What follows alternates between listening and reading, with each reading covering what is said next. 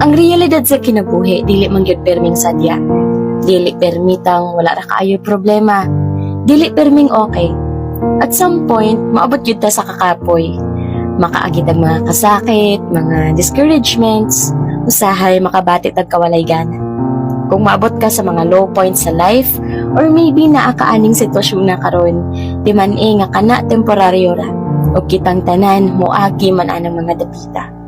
Usahay man gani dili na takabalo unsay buhaton.